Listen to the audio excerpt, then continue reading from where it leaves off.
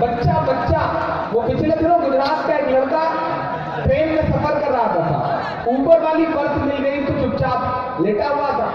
नीचे एक स्टेशन पर दो खूबसूरत लड़कियां चढ़ी, बदले की आंखों में थोड़ी सी चिपुड़न और थोड़ा सा फैलाव आया। लड़कियां बैठ गई, जैसे लड़कियां बातचीत करती हैं, आपस में बातचीत शुरू हुई। तो पहली लड़की ने दूसरे से कहा शादी कब कर रही हो, तो उसने कहा तलाश जारी है। तो पहली ने कहा कि कैसा शौहर चाहिए, तो लड़की स्मार्ट शहर की लड़की थी, उसने कहा करोड़पति चाहिए। तो पहली लड़की ने कहा करोड़पति नहीं मिला तो क्या करोगे, तो उसने कहा 50-50 लाख के 2 कर लूंगी। तो उसने कहा अगर 50-50 लाख के 2 नहीं मिले तो क्या करोगे, तो उसने कहा कि 25-25 लाख के 4 कर लूंगी। अब लड़के के कान थोड़े से और करीब आए उसके, क्योंकि गुजरात की हवा में व्यापार है, मेरी सांसें तो रोक लोगे, इस हवा को कैसे रोक पाओगे। लड़के का लड़की ने कहा अगर 25-25 लाख के 4 नहीं मिले तो उसने कहा 10 लाख के 10 करूंगा। बंदे से बर्दाश्त नहीं हुआ, सीधे ऊपर से नीचे कूद गया। बोला बहन जी जब ये रेट 1000 तक आ जाए तो मुझे भी समझ में दिखेगा, मैं भी ये सेवा है साहब, मैं इस सेवा को सलाम करता हूँ। और आप यकीन करिए, बात मैं आपको खुश करने के लिए नहीं कह रहा हूँ, यकीनन इस शहर ने कुछ ऐसा सीख रखा है कि इन्हें आता है बिजनेस करना, इन्हें आता है चीजों को अपने ढंग से मैनिपुलेट करना। वो 3 दोस्त एक उत्तर प्रदेश का, एक मुंबई का और गुजरात का सफर कर रहे थे साथ में। बहस छिड़ी, बातचीत शुरू हुई, तो एक ने कहा हम जिंदगी को हम जीते हैं, हम उत्तर प्रदेश के लोग हैं, लखनऊ के लोग हैं, नवाबों के शहर से हैं, जिंदगी को जीते हैं, पैसे खर्च करते हैं खुद पर। तो महाराष्ट्र वाले ने कहा कैसे, तो उसने 500 की नोट निकाली, मोड़ करके सिगरेट बनाया, जला के पीने लगा। बोला देखो हमने 500 रुपए लम्हा भर में अपनी मस्ती पे, अपनी अयाशी पे खर्च कर दिए। पलट के दोनों महाराष्ट्र वाले की तरफ देखने लगे कि तुम कैसे जीते हो। तो उसने कहा मैं तुमसे ज्यादा खर्च करता हूं खुद पर। उसने नई वाली 2000 की नोट निकाली, हालांकि वो चिल्ड्रन बैंक से निकली हुई थी, एटीएम से। उसने 2000 की नोट निकाली, उसको मोड़ के जलाया और जला के सिगरेट पीने लगा। बोला देखो हम लम्हा भर में 2000 फूट देते हैं। अब दोनों पलट के गुजरात वाले की तरफ देखने लगे कि बेटा 2000 की तो बड़ी नोट भी नहीं होती, साहब ने इससे बड़ी तो नोट की व्यवस्था भी नहीं की, अब क्या करेगा। लेकिन गुजरात है साहब, उसने लम्हा भर सोचा, फिर अपनी ब्रीफकेस खोली, उसमें से अपनी चेकबुक निकाली और उस पर भरा 5 लाख, फिर उसे मोड़ करके जला के सिगरेट पीने लगा। बोला देखो हम लम्हा भर में 5 लाख की सिगरेट पी जाते हैं।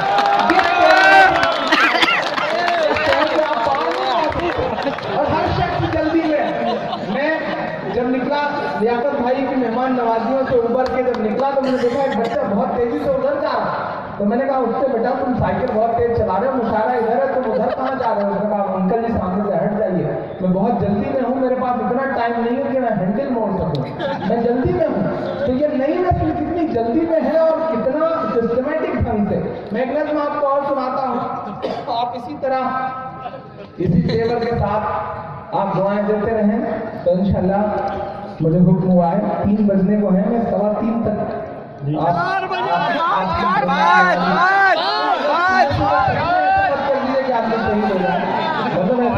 खून मत पी लीजिए कि आदमी मतलब इंतकाल ही फरमा जाए।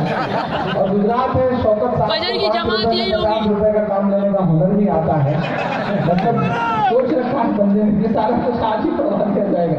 मैं एक दिन सुनाता हूँ, लेकिन उससे पहले 4 मिनट पढ़ता हूँ साहब। चाक है जिगर फिर भी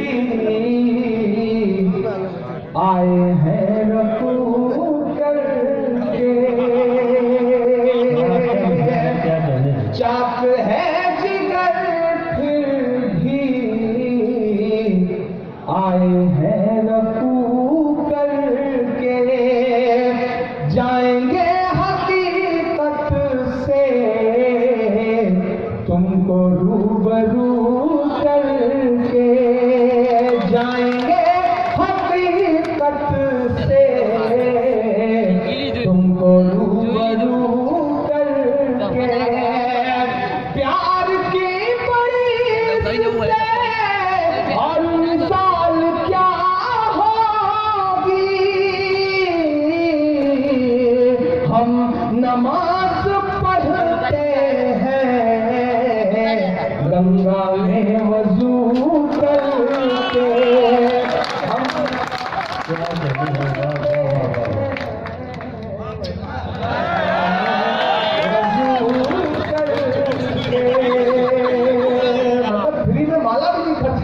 चाहते, तुरंत लगान वसूल कर लेना चाहते हैं साहब। सलाम आपकी सोच को। मैं 4 मिसरा पढ़ता हूँ साहब। कि सूरज लहू लुहान पड़ा है चाहत का, साहिब रोशनदान की बातें करते हैं। सूरज लहू लुहान पड़ा है चाहत का, साहिब रोशनदान की बातें करते हैं।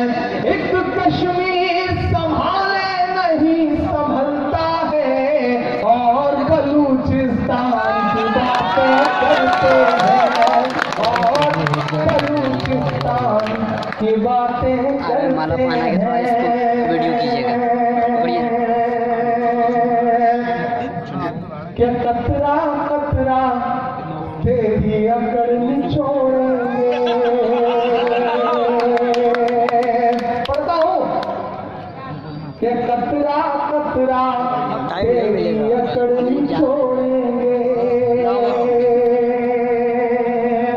ये तय है कि इस गुरूर को तोड़ेंगे।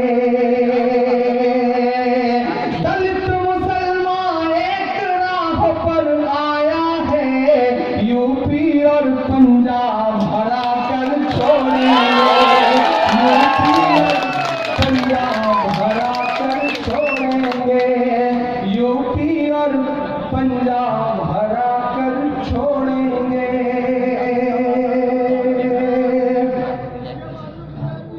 अच्छा ऐसा है, इंशाअल्लाह। बहुत सलाम इस जज्बे को। 4 मिसरे और पढ़ूं, उसके बाद फिर सीधे एक नज़्म आपको सुनाऊंगा। कई नज़्मों की फरमाइश है, आप पहले कौन सी सुना दूं? पहले मदरसा सुना दूं? बहुमत जिसके साथ होगा जी जी फलस्तीन में सुना दूंगा। चलिए 2 बंद मदरसे वाली नज़्म भी सुनाऊंगा, फिर उसके बाद अच्छा पूरे बोलो। हाँ बिल्कुल इंशाअल्लाह।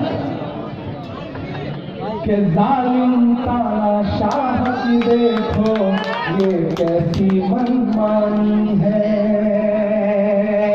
कारोबार हुए हैं चौपट और बर्बाद किसानी है। कारोबार हुए हैं चौपट और बर्बाद किसानी है। लगता है उस शख्स ने हिटलर बन जाने की ठानी है। अब अगर लग जाए कि इस पूरे मरहले पर इससे सटीक मिसरा नहीं हो सकता, तो एक बार फिर से इस मुशायरे को मुशायरा बना दीजिएगा पीछे तक। मैं बोलता हूँ साहब कि जालिम तानाशाह की देखो ये कैसी मनमानी है। कारोबार हुए हैं चौपट और बर्बाद किसानी है।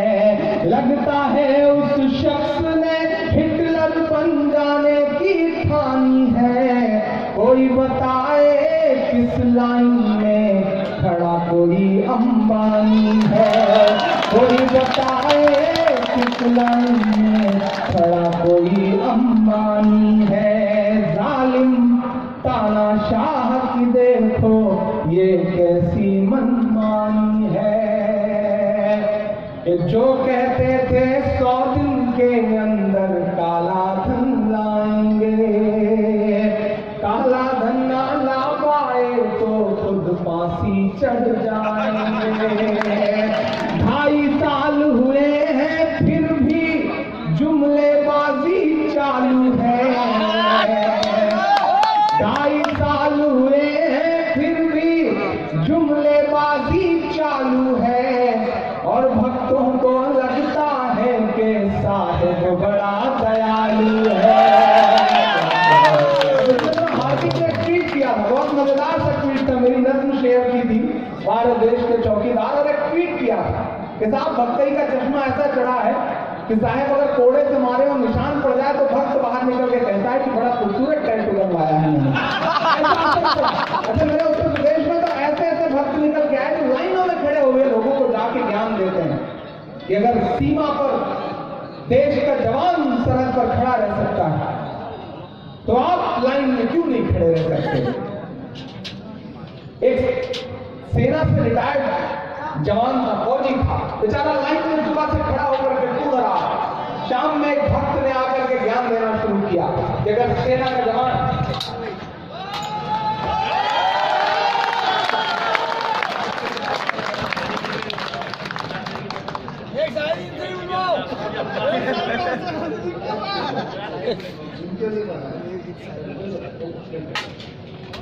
बड़ी भारी सी माला, इसके लिए हम आजीवन आपके आभारी रहेंगे और माला पहनने में लगातार भारी रहेंगे और अगर आप लोगों ने दुआएं दी तो बहुत देर तक जारी रहेंगे इंशाअल्लाह। मैं पढ़ता हूँ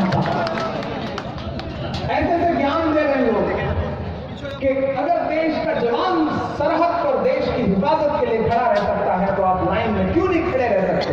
हमारे यहाँ राम प्रताप जी सेना से रिटायर्ड जवान लाइन में खड़े थे, सुबह से उड़ रहे थे। एक भक्त ने आके ज्ञान देना शुरू किया कि अगर सेना का जवान सरहद पर खड़ा रह सकता है तो आप देश हित में लाइन में, बैंक की लाइन में क्यों नहीं खड़े रह सकते। राम प्रताप जी को गुस्सा आया, सेना के रिटायर्ड जवान थे, पलट के उन्होंने 20 लात मारा। तो 20 लात मारा तो भाई उसने कहा कि ये क्या बात है, आप तो हिंसा को उतारू हो गए, आप तो मारपीट करने लगे। तो राम प्रताप जी का जवाब क्या कमाल का था।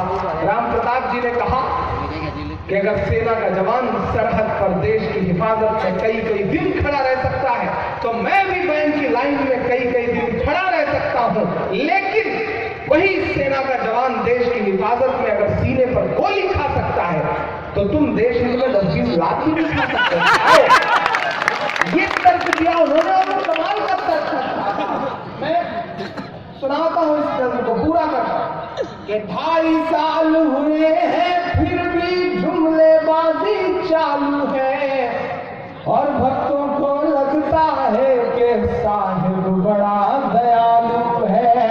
आम आदमी के ख्वाबों से ये तो बेईमानी है, कोई